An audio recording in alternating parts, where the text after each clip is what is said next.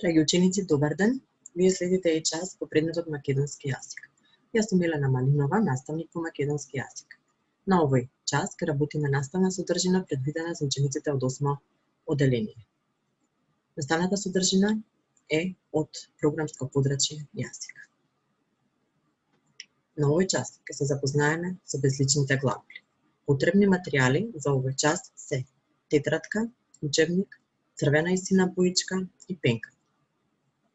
Пред да започнеме со часот, да видиме што треба да научиме од овој час. Од овој час вие треба да научите што се безлични глаголи, да знаете што означуваат безличните глаголи, да знаете во кое лице се јавуваат безличните глаголи, да препознавате безлични глаголи и на крајот правилно да ги применувате безличните глаголи. Да се потсетиме од претходно наученото за глаголи. Знаеме дека глаголите се сложена зборовна група.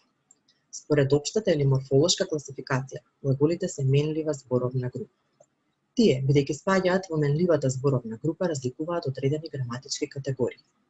Граматичките категории кои ги разликуваме кај глаголите се следни: лице, број, вид, време и начин. Кај глаголите разликуваме и три глаголски форми. Тоа се следните: глаголи во лична глаголска форма, тоа се оние глаголи кои разликуваат три лица и два броја. Од синтаксички аспект, овие глаголи се прирок во реченица. Например, читавме, сплете, трча и слично. Потоа, разликуваме глаголи во нелична глаголска форма. Тука спаѓаат глаголската именка, например, читање, глаголскиот прилог, например, читајки, глаголската л форма, например, читал, и глаголската придавка, например, читал. Во оваа група спаѓаат и безличните глаголи за кои ќе зборуваме на денешниот час. Некои примери за безлични глаголи се следниве: грми, вее, ми се плаче, ми се јаде и слично. Како што кажавме, од синтаксички аспект, глаголот во реченицата е прирок. Без прирок нема реченица. Да видиме што се безлични глаголи. Тоа ќе го согледаме преку одредени примери. Ќе ги погледнеме дадените примери и ќе ги споредиме во однос на вршителите на дејство. Првиот пример е сонцето заоѓаше зад планината. Вториот, Марија плачеше. Третиот пример е се стемнува. Четвртиот, ми се плаче. Ученици, обидете се самостојно со црвена боичка да го подвлечете подметот, односно вршителот на дејството во речениците, а со сина боичка да го подвлечете прирокот, односно дејството во речениците. Како го сторивте тоа, да видиме во кои реченици го согледавте подметот. Во првата реченица, сонцето заоѓаше зад планината. Со црвена боичка го подвлековте сонцето како подмет во реченицата, а заоѓаше го подвлековте како прирок во реченицата. Марија плачеше. Марија е подметот во реченицата, а плачеше е прирокот во реченицата. Во третата реченица се стемнува. Забележавте дека има само прирок.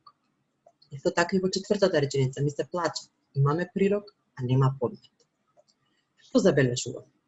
Забележуваме дека во првите две реченици дејствата заоѓаше и плачеше се поврзуваат со одредени вршители, односно подмети. Тоа се сонцето и Марија.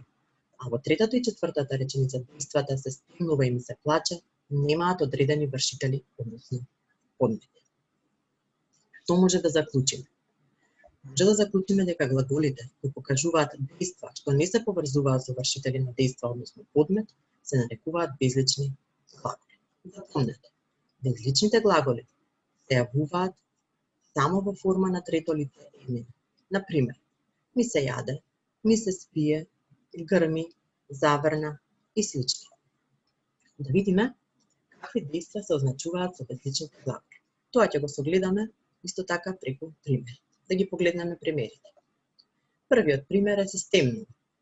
Вториот пример е надвор врне. Наскоро ќе се растене. Што мислите? Какви дејства се означуваат со означените безлични глаголи?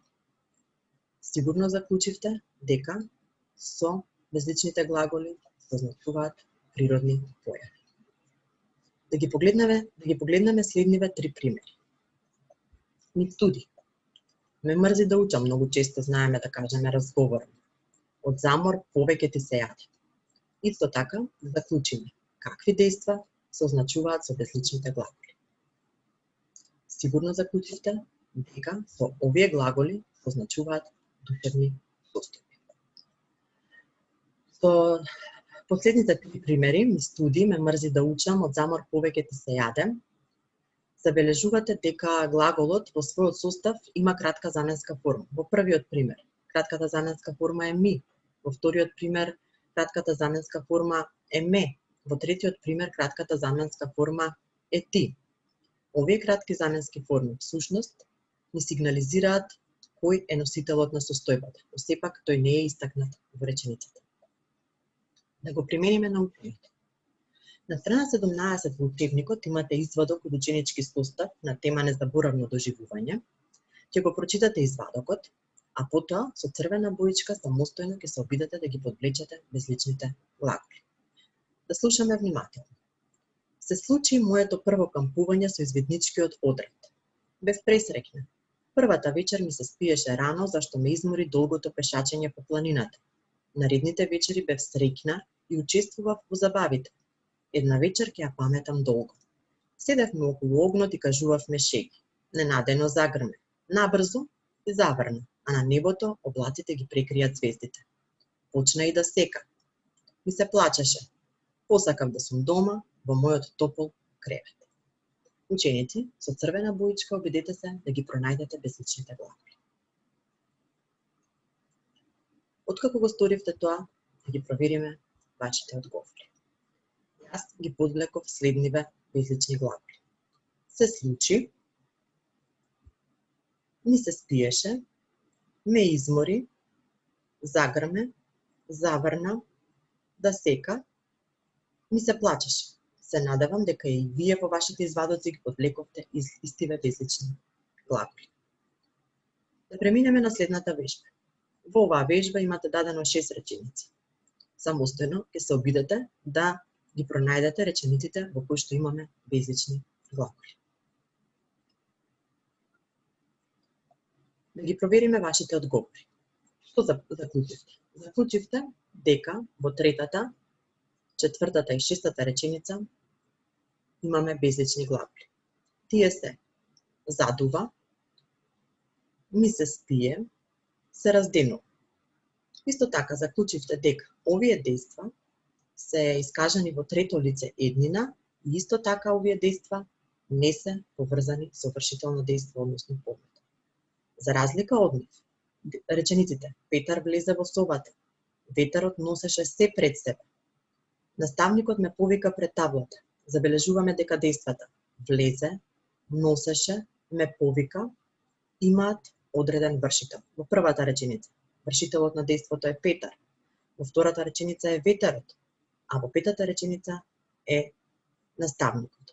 Овие реченици, бидејќи имаат вршител на дејство, не може да бидат безлични глаголи. Неколку зборови за видовите безлични реченици. За овие реченици ќе работите во поборните оделенија, но тие се во тесна врска со безличните глаголи. Кажавме дека безлични се оние реченици кај кои прирокот не отвара место за вршител на дејство. Дејствата или состојбите во овие реченици се без никаков вршител затоа што не можеме да го именуваме вршителот. Например, врне. Не можеме да прашаме кој врне. Можеме да го именуваме вршителот, но се абстрахираме ставајќи акцент на дејството. Например, тука се работи постојано. Вршителот е искажан со кратка заменска форма, например, му се јаде. И безличниот глагол има или нема со значење постои или не постои. Например, тука има многу чад или нема правда. Во овие реченици, прирокот може да се поврзува со било кој друг дел од реченицата, но никако со подметот. Како што кажав, за видовите безлични реченици ќе учите во поборните оделенија. Стигнав ми на крајот од овој клас. Надевам дека ги проширивте вашите знаења за глаголи, конкретно за безличните глаголи. На вашите екрани гледате една прекрасна фотографија со зимски пејзаж. Јас би сакала да напишете состав на тема зимско зајдисонце и да се обидете во вашите состави да примените безлични глаголи. Пријатна работа!